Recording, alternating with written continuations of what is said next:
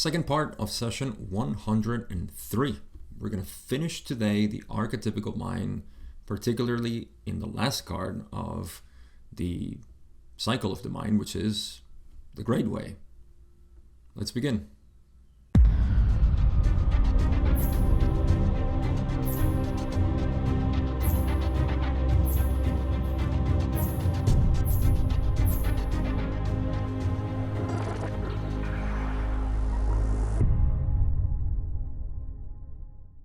As I said in the previous episode, this is the last session where we get into material that is pertaining the original books, and so I would say most of the material regarding the model of the Law of One and Ra's teaching and so on. However, the rest of the sessions that we still have, which is 3 more, also have material that is important because of the dialogue, mainly, and the type of conversation that is being exchanged between Don and Ra. So don't despair, there's still material, but it's coming to an end, that's true.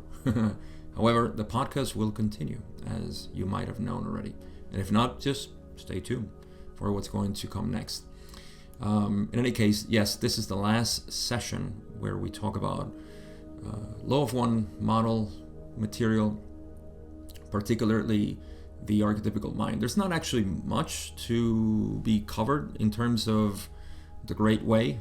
We already had an episode where we talked about that. I forget when, but we have already covered some of the Great Way, the card 7 of the mind cycle, the cycle of the mind. So yeah, we're just going to pick up.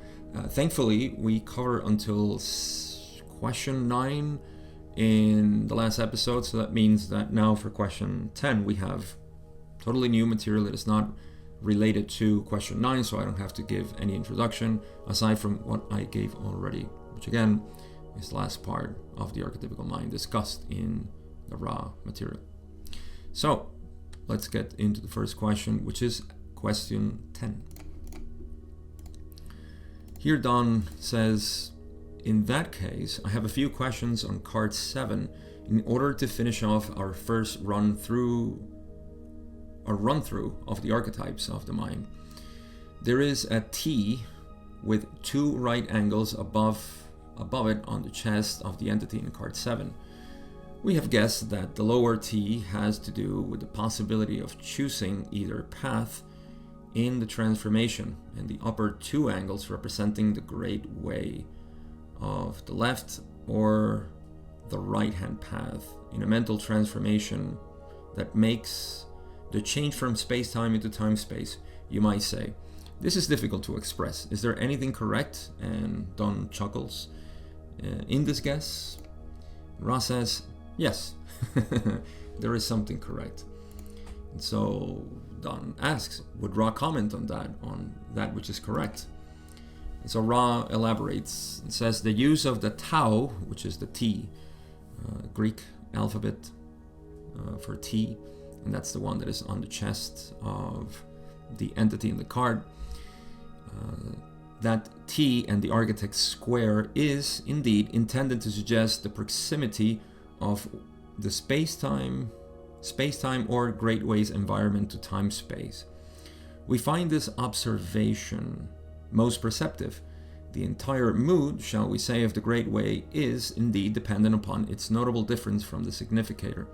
The significator is the significant self to a greater extent, but not entirely influenced by the lowering of the veil. So, I think a disclaimer that I should also mention here. I've said it already for the past year and a half or more since I started getting into the tarot or the archetypical mind. I haven't studied the archetypical mind. I haven't even gotten remotely interested in studying the tarot. That means that I am not your best source for interpreting this. Just because it is in the Law of One and I'm going session by session, I like to go through it. And this is my disclaimer to say that whatever I say may not have to do much with the study of the tarot or the archetypical mind maybe, but I will share some of my own opinions and what I see through this. Okay, so just an old disclaimer and warning. Please don't take anything here that is of perhaps much value for the study of the tarot, especially the interpretation of the symbols and so on. I think this is something that people become passionate about, and you don't really learn much from being, just jumping here and there. And that's my case. I haven't learned much from the archetypical mind other than, see some reflections of what my own mind perceives and understands. There has been some overall broad interpretation of this system of study. So I can't say that I haven't benefited from it. It's just that I haven't developed an interest or a passion for it. And so I like to be cautious in my sharing here and saying that I don't consider myself somebody who can give you too much value on the archetypical mind. I've said this in the past, I'll repeat it again, and hopefully that sets the stage for this interpretation, especially with the great mind, which I'll do my best to give you what I have learned, because it's not like I haven't studied anything about it, but I have read interpretations of other people. There are not many people who actually study this. So at least from the law of one, as I understand it. And yeah, my lack of interest has also not helped. But okay, so there is a T indicating, I think there are two T's, aren't they? If we look at the card, and I'll put it up here just for you to get a reference to, there seems to be two T's, one inverted and one on a right, like correct angle for us to see. That I'm presuming the angles on the top of the chest, we're looking at the chest of the entity. Those are the angles that Ra describes here. Do they? Or maybe it was Don who said it. But yeah, those angles, let's read it again. The use of the Tau on the architect's square is indeed intended to suggest a proximity of the space-time of the great ways environment to time-space. So they seem to suggest that there is a touching, I guess, of the experience of space-time with time-space as this transformation occurs, because that's what's happening. There is a change in the view of the self. The self is going through evolution at this point, and so the Great Way depicts, contrary to the transformation of the mind, which seems to be a very short moment in the cycle of the archetypical mind, the Great Way depicts actually the whole environment. And again, I'll give you my interpretation of all of this, how it looks in practice to me. And hopefully some of the symbology here makes some sense. What else they said? We find this observation most perceptive. The T, let's go back because I already forget what Don said. In his, there's a T with two right angles above it on the chest. Yes, so the two right angles is what Don said. That T do with the possibility of choosing either path in the transformation. And the upper two angles representing the Gray Way of the left or the right hand. Mental transformation that makes change from space-time into time-space. There is a change in space-time actually, not so much in time-space. So yeah, I think Ra is saying that like there is obviously something's changing when the environment, let's put it this way. We say that the world changes when you change inside, right? This is the biggest thing in the Great Way, because you're working with inner catalysts, with yourself, with all those things that have to do with you, as opposed to just living in the world as you have created so far. So to give you an example, somebody who is not at all interested in changing their worldview and they're just stuck there, well, they have a Great Way. They also have a Great Way, right? It's just that it looks from a particular standpoint static. It's not changing much. So we can say that this person is stagnant. It's not fully. I mean, there are things that we need to process and change, and inevitable sometimes. But let's take the very extreme example of somebody who's very stubborn and doesn't change its ways. It's kind of rare, but just I'm using it as an example. So their great way is depicting that, is showing that it's just not changing much. So when this changes because of inner work, then the world starts changing. Yeah. And that's the proximity that I see between space-time and time-space, because it's working obviously with time-space. It always is. And so the entire mood of the Great Way is dependent upon its notable difference from the significator. So the significator is just the individualized consciousness, how it perceives itself at that point, and it's obviously changing. The significator is what changes, but the Great Way takes into account everything. So there is you and there is the world. The significator is you, and the world may be seen as the Great Way. Not the world itself, but how we see the world and how we navigate the world, and what are our intentions with the world. That's the sort of inward outward relationship that is happening in the Great Way, and of course is being fed by catalyst that produces experience, changes the significator, transforms it, and by as a result it molds reality differently. So we're talking, of course, about the archetypical mind, which has to do with the evolution of mind, the evolution being powered by the specific polarity that is chosen. So that's how I see the Great Way. It's an archetype in itself because it contains everything, right? It's almost like the living part of the archetypical mind, if I can put it that way, to me at least, right? It's that fractal that is moving and changing, and those changes, of course, are accelerated by our desire to walk this path of inner work. It always has to do with inner work. I'm saying conscious inner work. Everybody's doing inner work.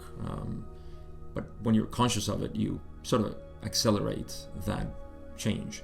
And it's the true self that is being manifested through this evolution. What else do they say? So the significator is the significant self to a great extent, but not entirely influenced by the lowering of the veil. Right, so when we lower the veil, and I guess they're talking about positive polarity here, because there is no lowering of the veil, and there's maybe using of the veil. I think, let's pause for a second because this light of the sun is too bright today. There we go. Let's regulate light. Too much light. Speaking of the of the positive path, so yeah, the significant self is influenced by lowering of the veil, but not entirely, of course. And it seems like the Great Way is what we see is because of the veil, right? It's the beauty of creating the world the way we create it because of the veil. Whether you see it, terrible or amazing, whatever it is in that spectrum of ecstasy of loving life or hating life because everybody's horrible, whatever rocks your boat, I guess, that's what's creating the Great Way of your mind, which again has to do with how we see the world, and how we see the world is dependent on our beliefs and our knowledge of reality. So what else does Ra say?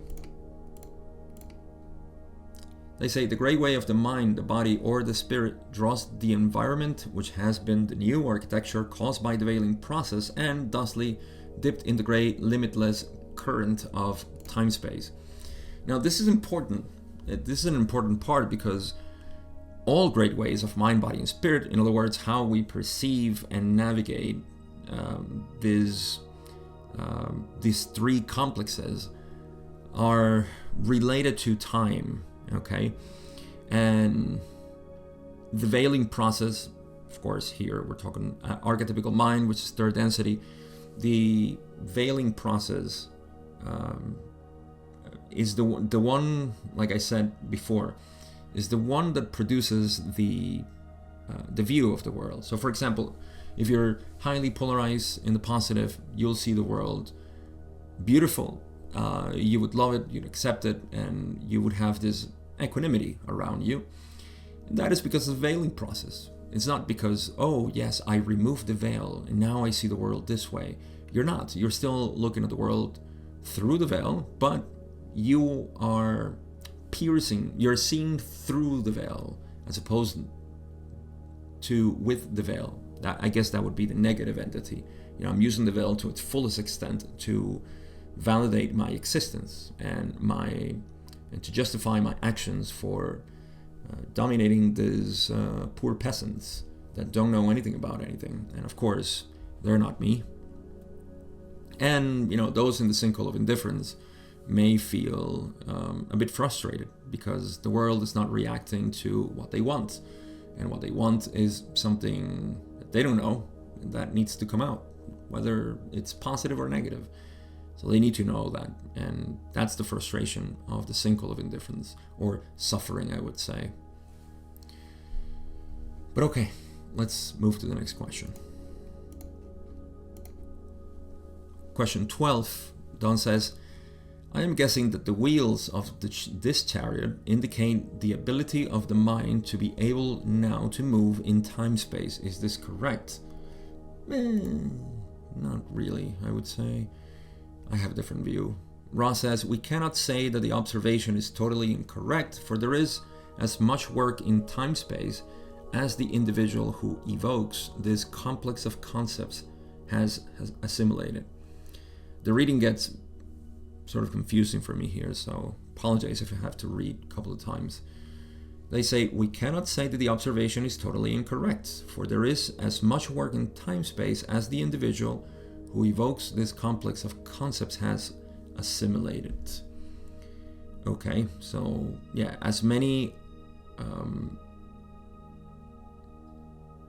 much work as the individual has assimilated, then there is work in time-space.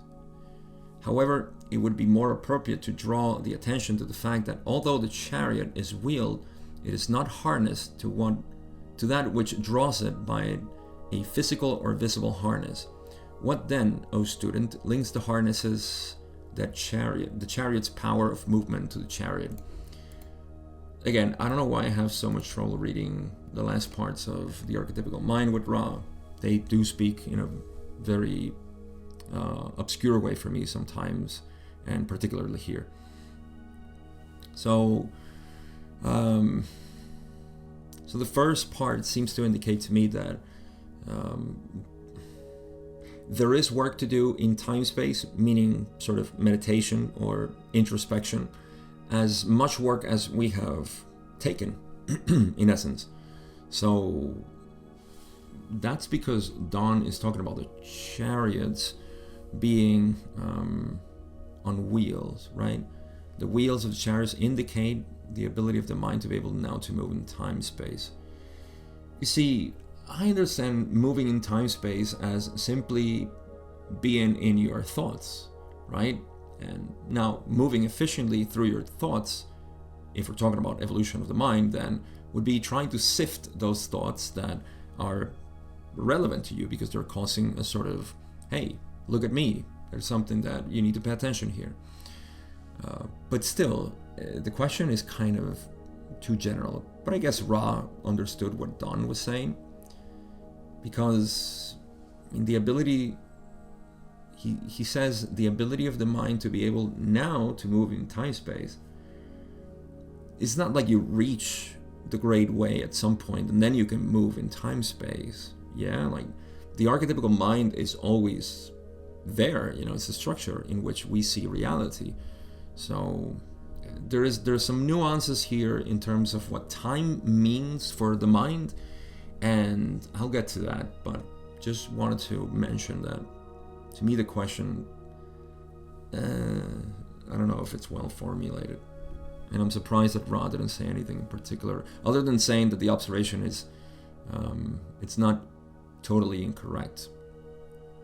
And so they say that yes, there is much work in time-space as the person decided to assimilate, as the individual who evokes this complex of concepts has assimilated. Yeah, so right, that makes sense. The more you have assimilated experience, then there is some work in time, because you need to, once these changes happen, so for example, we're talking about transformation of the mind prior to the Great Way, or to get to the Great Way, to see differences in the Great Way, there needs to be a transformation. Well, experientially, we know that when we have a transformational experience, which I have talked about in the past, these transformational experiences with which, of course, we can begin our journey or empower our journey of seeking the mystery of the One, where at that point with the transformation, you need some pause, you need to integrate many things.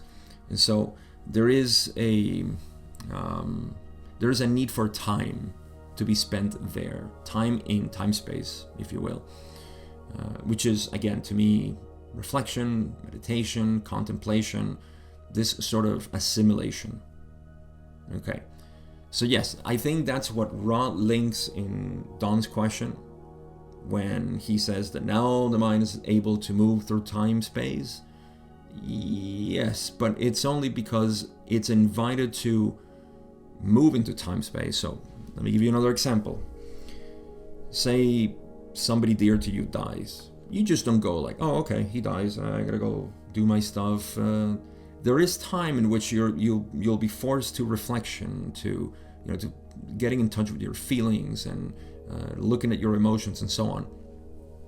All these things are going to, of course, draw you to what we call time-space. You're living. Your attention is not focused on the outside world and the things that I want to do. I want to watch the show, and I want to do this, and I just want to entertain myself. I want to eat this. No, you're moving to that space. I gave you a very strong example, but it can happen also. Like somebody tells you something that makes you upset. You don't go immediately into your routine. If you're upset, you may need some time there. So it's inviting the Great Way. I mean, the whole archetypical mind is working, but the Great Way is also, if it's, I mean, you can get upset and say, I blame it on that guy, and nothing happens. There is no catalyst has been processed, or very little. Whereas, if you sit and say, why did I get upset when this person said this to me? What's sensitive there from my part? What is my worldview here? What are my assumptions? What was I expecting? And so on. So it's bringing you there. Okay, I have exhausted my limits of interpreting this. Okay, so then Ra says it would be more appropriate to draw the attention to the fact that although the chariot is wheeled, in the card it doesn't look wheeled, it has two sphinxes, and we'll get to that. It seems to be more appropriate. I don't know properly the symbology of sphinxes, but they seem to be related to time or to the movement of time, and I think there is a beauty here that I'll try to explain from my point of view in terms of what the sphinxes mean. So, okay, it's not harness. What moves the chariot then? Remember that the entity is holding a crystal ball, or what is it called? I'm going to call it a crystal ball. Okay, so it's using that, and that represents the conscious mind. What does the conscious mind move with? Will, direction of will. So the direction of will is here very important. And faith, will and faith, Ra mentions all the time, they go together. So in spiritual work or evolution of the mind, these two need to go together. Will and faith, they are the ones that move the chariot in essence, because it's the one that is navigating the world as the chariot. So yeah, that's my, and I cannot say that I figured it out on my own, although it stands obvious as you look at the entity using the crystal ball or the wand. I don't know what was the original thing. I think it was a crystal ball or something to that effect that indicated, as Ross said at the beginning with the Matrix, the conscious mind uses will. That's its main drive. So yeah, that stands to reason there. Let's move to the next one.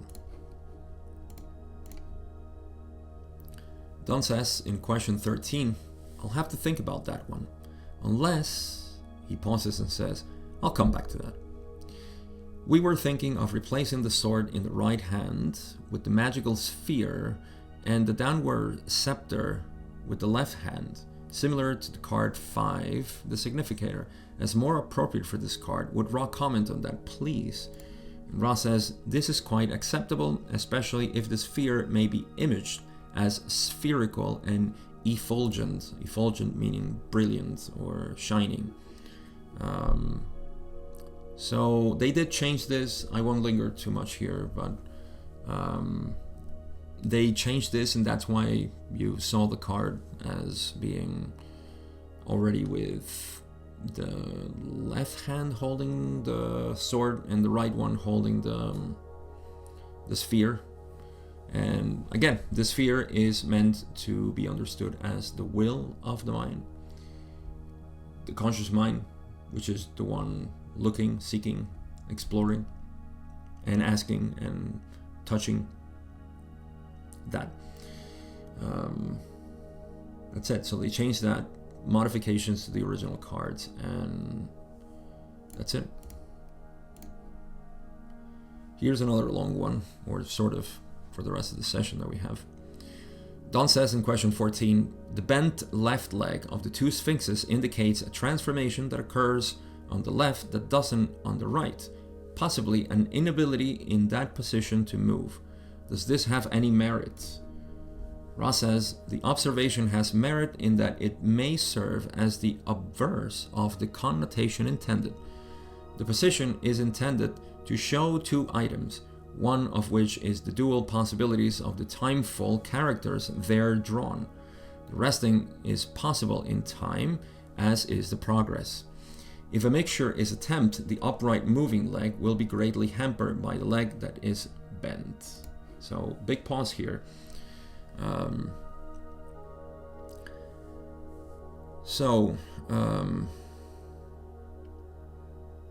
There are two things here.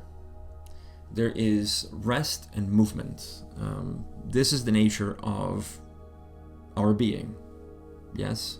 When you go right down into what makes us what we are, especially, I love this because this is what we, in essence, explore in the way I like to teach it or show how reality works through the direct path. You know that you are aware, and that awareness is stillness.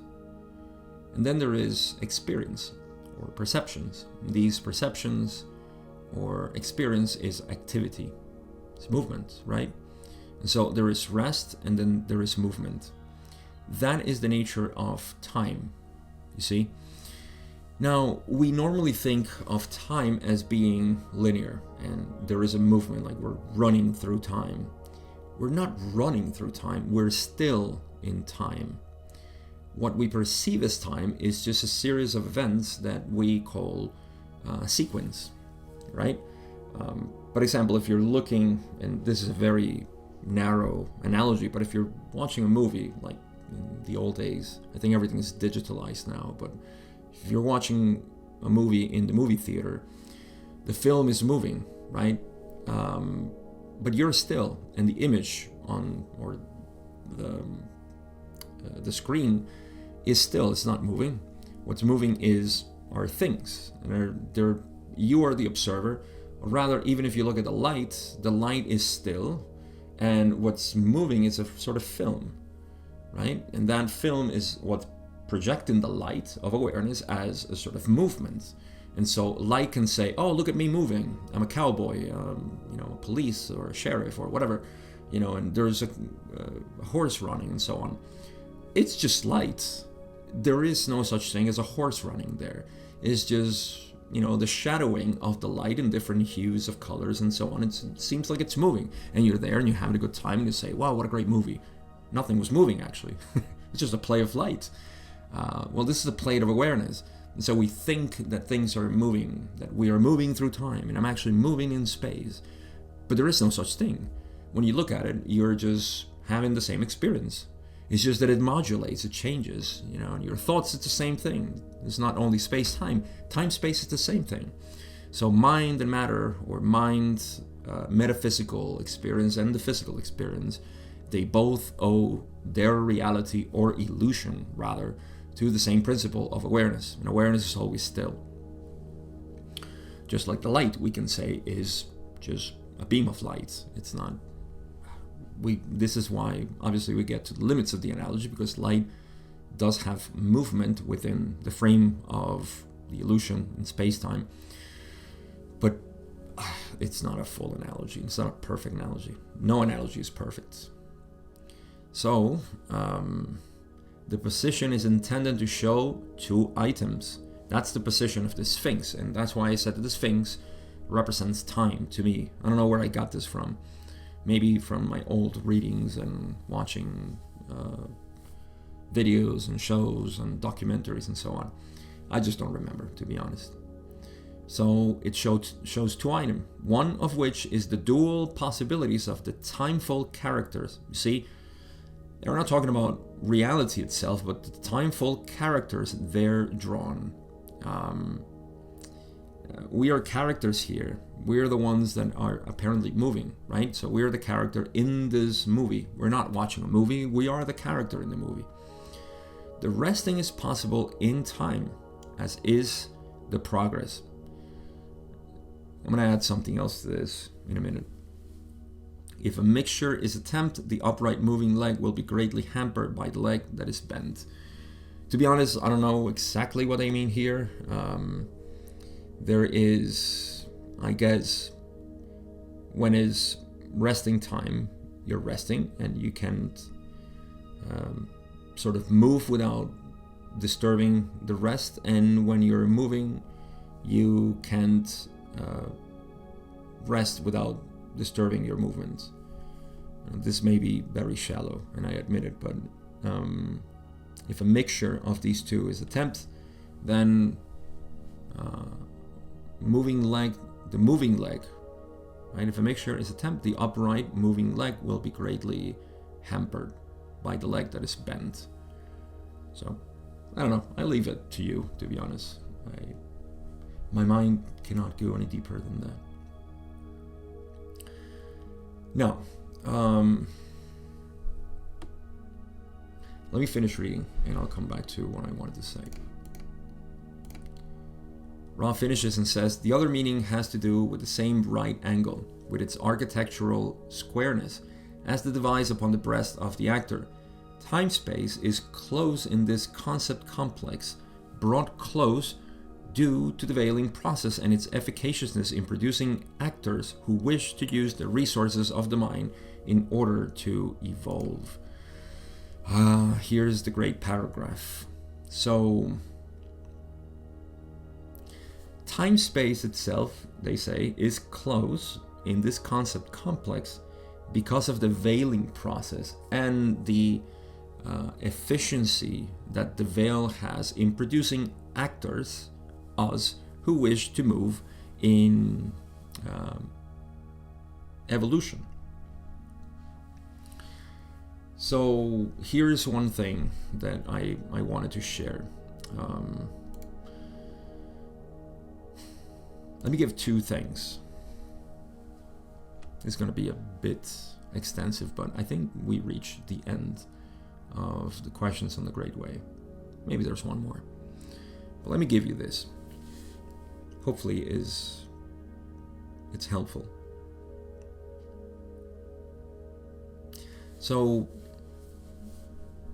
I'm taking from Ra what they say here, right? Time-space is close because the Great Way is, in essence, how we project reality in the moment. In reality, I mean, of course, is a combination of time-space and space-time. But when you look outside of the world and you say, yes, what a beautiful tree, what a great thing to have right now, or what a terrible scenario, what an ugly, person and whatnot. All these things are projections of your inner self outside in the world, right? No need to be terrified. You can always change it. I'll talk about this. That's the point. The thing is that we first need to realize that for us, it seems obvious. You probably say, like, yeah, of course, Gabe, that's obvious to me. But a lot of people don't see this. People who are not interested in this approach to reality, let's say. So when they look at reality, they just say, that's it. That's what it is. It's final. Nothing can change it. And that's a very absolutist way. And we all get into that. We all have those points, right? It's just the more malleable they become, the more you see, like, oh, look at that, suddenly change, and I don't hate people. I don't hate this kind of situation anymore. Oh, my job's not so terrible after all. Look at all the beautiful people. Wow, look at the sunset and so on, right? Things start to change.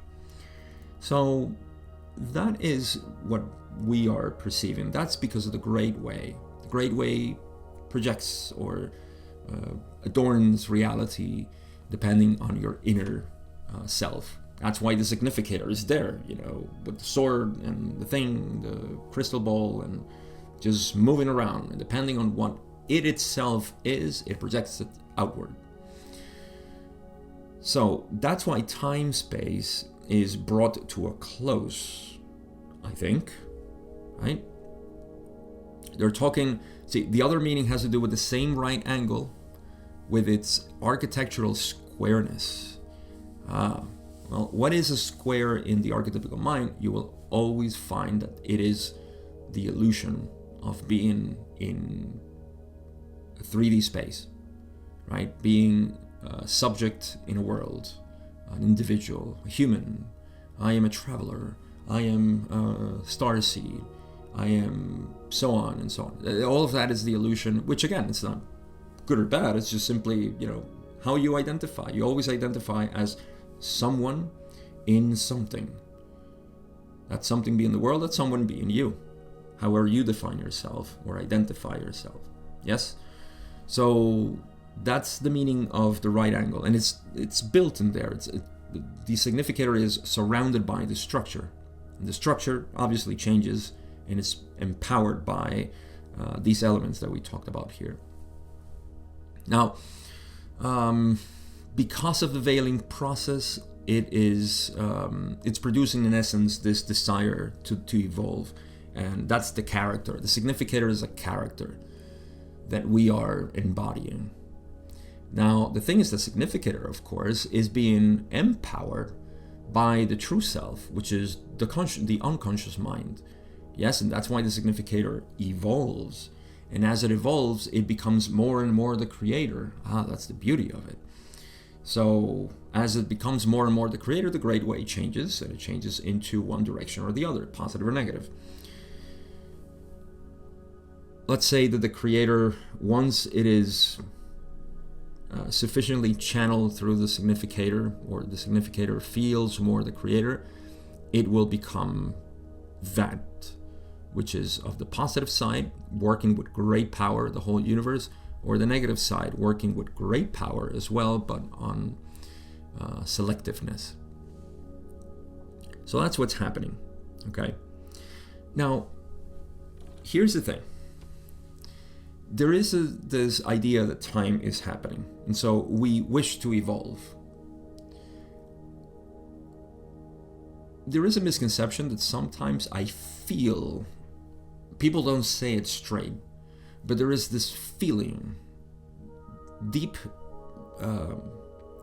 inside the questions that people ask about themselves and reality and all of this, especially in the spiritual path, or particularly in the spiritual path. And how far do I want to go with this? A good example. In physics now, we ask questions about, what are the things made out of? What kind of particles are they made out of? You see, you're asking a question that is, I don't want to say wrong, but it's misinformed. because it's coming from the idea, and I'm trying to fashion the idea that there are particles, discrete balls of thing in the universe that get together and do something and form things. This is our old idea that reality is made out of blocks, building blocks, ones and zeros, so always very masculine, right? It's just blocks of things. And we like to describe reality this way. But you can see that deep inside there's a flaw here, or misinformation.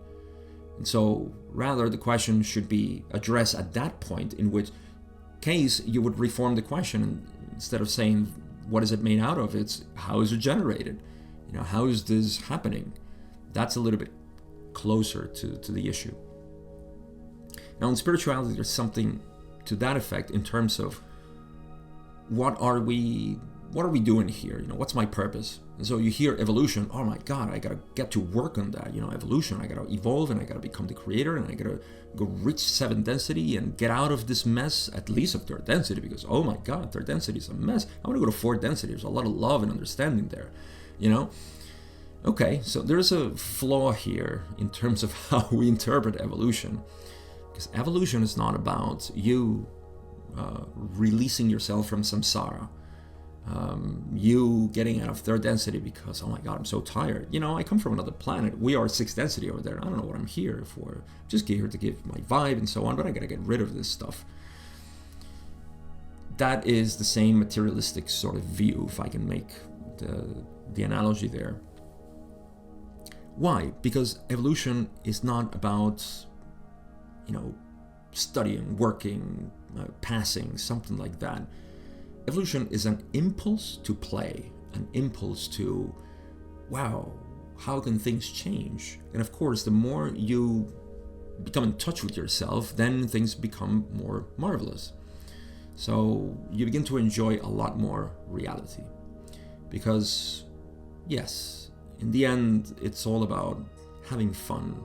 And that's precisely what happens when you stop worrying and you just you start living life from that point of view in which, things are okay. I trust, I have faith, and my will is directed towards, this discernment that only the things that are aligned with my heart, I'm just going to say that's what produces, this feeling. So you see, that's the change.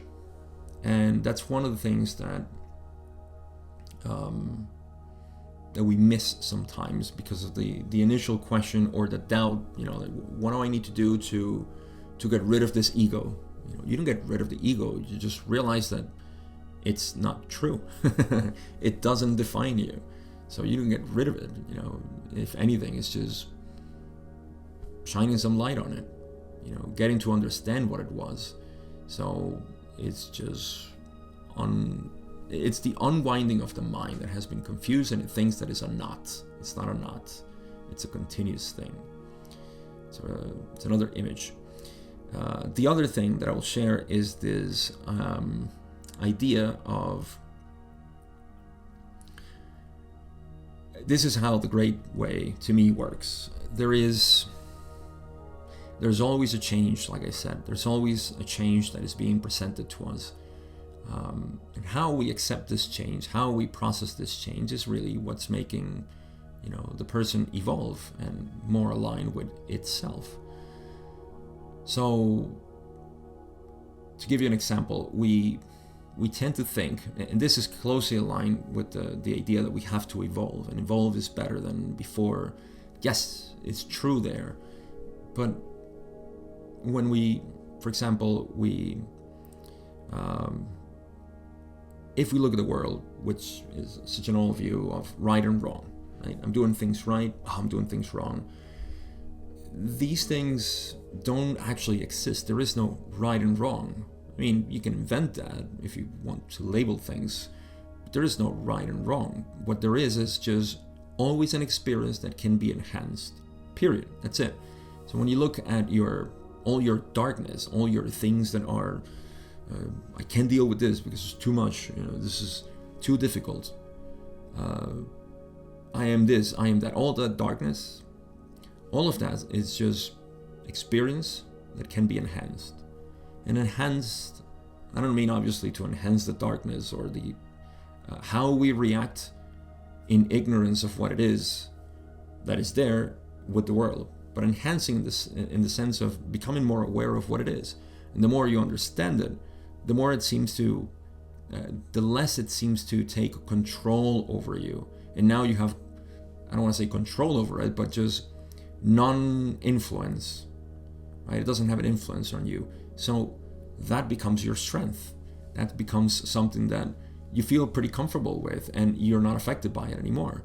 So you feel lighter, you see? Whereas if you look at it from right and wrong, we're looking at the world a bit, dualistic in that point, where it's just something that is blooming. Every single experience is just blooming, and we're just looking at it from that perspective. I think I digressed a lot, but that's something that I had in mind, and hopefully it helps. Let's move to the next question. This is question 15. Don says, I am assuming that the skirt is skewed to the left for the same reason that it is in card number 4, indicating the distance service to self-polarized entities keep from others. And I am also assuming that the face is turned to the left for the same reason that it is in card number 5, because of the nature of catalyst. Is this roughly correct? There is pause here. Ross says, please expel breath over the breast of the instrument from right to left. Then that was done as directed. Ross says, I am Ra. That is well. Your previous supposition is indeed roughly correct. We'll talk about this. Don is going to ask about this very instance of blowing the breath over the breast of the instrument. So your previous supposition is indeed roughly correct. Ross says, we might also note that we, in forming the original images of your peoples, were using the cultural commonplaces of artistic expression of those in Egypt. The face is drawn to the side most often, as are the feet turned. We made use of this and thus wish to soften the significance of the sidelong look. In no case thus far in these deliberations, however, has any misinterpretation or unsuitable interpretation been drawn. So let's see what the previous supposition was correct. I think it was everything, actually. This is something that Don or they notice in the cards. What is it? The skirt being skewed to the left, just like in card number 4. I forget what that is. Is it because it's concealing more and it's more exposed on the right, like being more open? I think that's what it was. I could be wrong. And also the turning to the left for the same reason that in card number 5, because of the nature of catalyst. So the nature of catalyst being more perceived as negative, I guess. Is that what it was? Because of turning to the left. So here we see something else. Like, okay, those interpretations were right, like in number 4 and number 5. Like I said, I don't remember the full interpretation of it, what Ross said and so on, and Don. But I guess the most important point here is they say that the images, and I think it's also, if you look at Egyptian imagery, I don't know, as soon as I read this, I feel, or I remind myself of the images in Egypt. They're always like sideways, like looking to the left or the right, I'm not sure, but they were all painted that way. Not sure why. Maybe culturally their art was that way, I don't know, but they're saying that they did that because they were used to that in Egypt, right? We were using the cultural commonplaces of artistic expression of those in Egypt. Okay, so they used it at the time. They've said several times that the imagery is dependent upon a culture that is not anymore here. So let's try to not get too hung up on what they represent. I guess we can do that, but I find that all of that is like trying to analyze too much a culture that we don't resonate with anymore. You know, it's old. It's like trying to resonate with our grandparents and their It's not the same, but you get the point. Like, what is it that this now represents to us? Trying to get the essence of it rather than, the imagery and the things that they did. So I don't know, maybe if your grandparents or your grandfather used to dress really nice, maybe you don't want to dress like him, but copy the essence. Like, why was it nice? What did he do? Tailor stuff? Did he wear specific colors? I don't know. I'm going on a sideline here. So they made use of this and wished to soften the significance of the sidelong look. Okay, so they're trying to say, listen, we did that in the past. It doesn't really mean that much. But at the end they say, in any case, you haven't interpreted anything that needs to be, corrected or anything. Like, they're fine. They're fine interpretations. As we have seen over time in the archetypical mind, it's not so important to get things properly right, but rather, how do you interpret them? And I guess I can, bask in that suggestion, knowing that I don't need to understand perfectly what the archetypical mind is, just my interpretation of it. I just hope it's helpful for you guys. It has been helpful to me, to be honest, to a certain degree, but not enough to make me passionate about it, to be honest. Next question. I think we're getting now to the end of the session where there's just an exchange where they talk about the instrument, conditions, and all that. Don says, our appropriate time for working right now, I believe, is close to a close.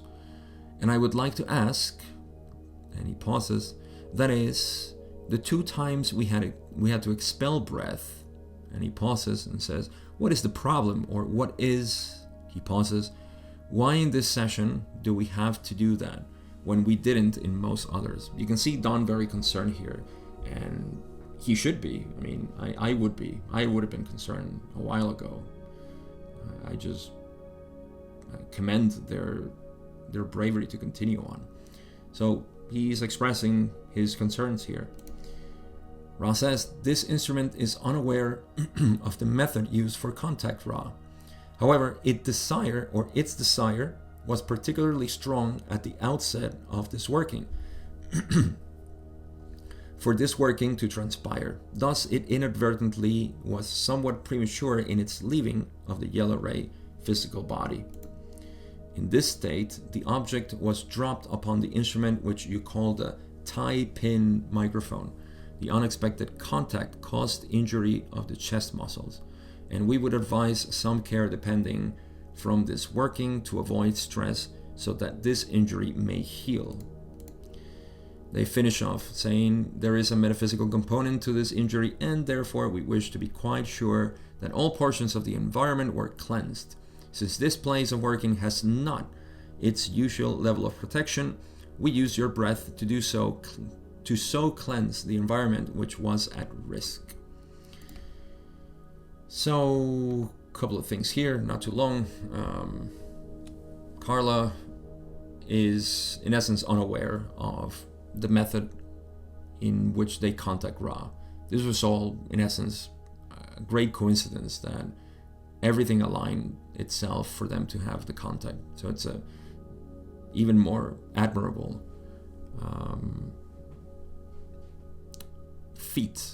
achievement that they did. But her desire is so strong that, she allows the working to happen, the contact. And this somehow made her inadvertently leave her body too soon. Apparently. Remember, her mind-body-spirit complex was not in the physical body. And so that's how Ra could talk without interference, basically, of her thoughts and everything else. But when that happened, it seems like they dropped a microphone on top of her chest that sort of, we're not talking about a big microphone, this was like bullet microphones, very small. You can see them in the pictures. But yet, I don't know, somehow it impacted. Maybe this is how sensitive the contact was. I wouldn't even say Carla was this sensitive, like a little, pin microphone would harm her physically, like bruise her strongly doubt it. But the sensitivity of the contact is that maybe a small tap, like if you tap yourself on the chest or somewhere else, you feel a little, disturbance there. It's like waves of movement going on. And maybe that was impacting for the whole hour. Who knows? So because also the metaphysical, there is a metaphysical component to this injury. I'm not sure what that would be, but the also the place of working, the room was not as cleansed as before, and we're gonna ask why now. But yeah, that's what was happening. Question 17, Don says, is the reason for the lack of usual level of protection the fact that it has been a considerable time since we have worked in here? Months, remember, had been months since the last time. And Ross says, actually, no, that's not the reason, that you haven't been here for months. Then Don says, well, what is the reason? Ross says, the lack of regular repetition of the so-called banishing ritual is the lack of which we spoke. And then Don says, from this, I assume that it would be most appropriate to daily perform the banishing ritual in this room. Is this correct?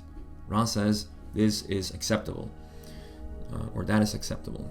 So the cleansing of the room was this banishing ritual, which they mention at some point. I can't remember where. I know that I linked it in one of the episodes, because I had to look it up and see how it was performed, and I left a link to that video somewhere.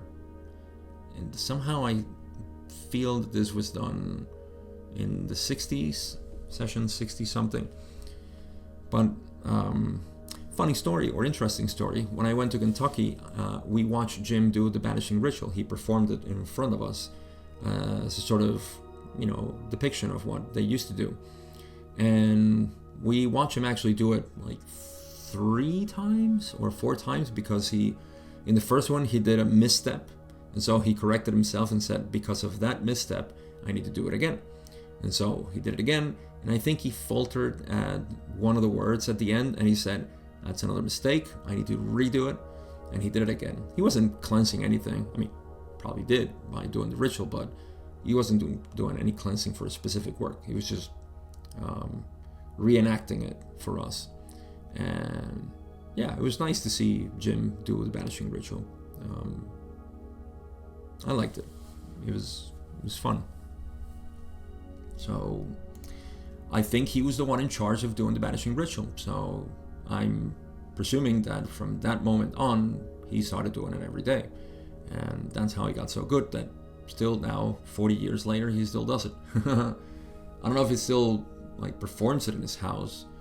But man, that house was beautiful. It just felt like I was in my grandma's or grandpa's house. It was nice.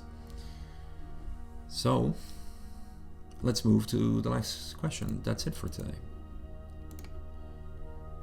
Don says, question 20, I don't want to overtire the instrument. We're running close to time. I will just ask if there is anything we can do to improve the contact or make the instrument more comfortable, or if there is anything else that Ra could state at this time that would aid us. Ra says, we find the alignments quite fastidiously observed. You are conscientious. Continue and support one for the other, and find the praise and thanksgiving that harmony produces. Rest your cares and be merry. I am Ra. I live you glorifying in the love and in the light of the one infinite Creator. Go forth, therefore, rejoicing in the power and in the peace of the one infinite Creator. That power of the one infinite Creator is love. That peace of the one infinite Creator is itself. Love in motion, peace at rest. Speaking of movement and stillness. Conclusions. Right at the hour mark. So once again, to make this a practical thing, and without obviously being a student of the archetypical mind, much less of the tarot, inner work. Everything else here can be summarized in any tradition, really, to inner work, to discipline, to commitment, to devotion, whatever it is, whatever word is, maybe all of them. Why not, right? Because they all refer to the same thing, which is, I like to call it a commitment to truth. And a commitment to truth requires a lot of honesty. And to be honest, you have to be spontaneous. You have to be genuine. You have to be a real you. And who is the real you?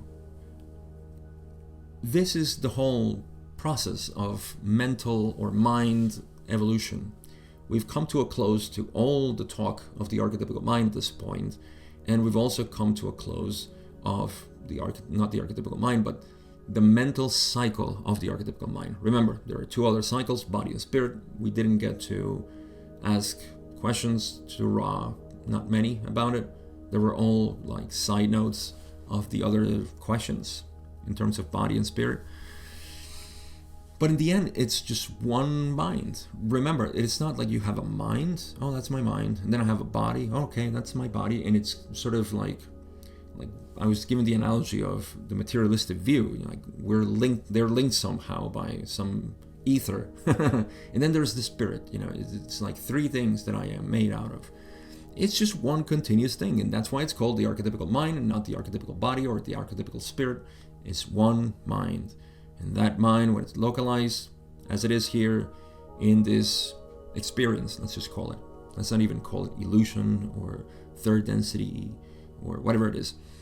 Just in this experience that we're having is filtering through this archetypical mind. But in the end, it's all about this. It's all about you being sincere. And that sincerity is, that's the commitment to truth that I talk about. What is the truth? Well, undeniable truth is that I am aware. That is the absolute truth. Nobody can say, although some people like to play with this and say, oh, I can't be sure if I am aware. Well, yeah? How do you know that you can be sure? Oh, because I know. I know that I can be sure. Well, what element of yourself is aware of the knowing that you cannot be sure that you're aware? It's a funny thing, but yes, the mind can get into those tangles, and say, I don't know if I can know. Well, how do you know that you don't know that you can know? You have a knowing. Knowing is inevitable. Knowing is what you are. What you know is what changes. And so that's the commitment to truth. Once you know, then stay with that. Start there and see what it takes you. I don't have anything to say. I wish I had more to say, but this is it. This is the last session where we talk about archetypical mind and everything else. I see that there is some other third density talk and here and there. The rest of the sessions have, of course, important material, so we're probably going to cover them in 2 parts each. So we're looking at ending this series in August. Can you believe that? It's been 4 years. For me, at least, it has been 4 years. Some of you have been watching this for a couple of months, and some of you have been here for years. But yeah, it's coming to an end. 4 years and 4 months. I was tempted to have 4 years, 4 months, and 4 days. Totally, but I don't think it's going to get to that point. We'll see. Maybe it will. That'll be interesting. But for now, I say goodbye to you. Thank you so much for being part of this journey. And I won't say anything else, but leave in gratitude, peace, and love. I'll see you in session 104.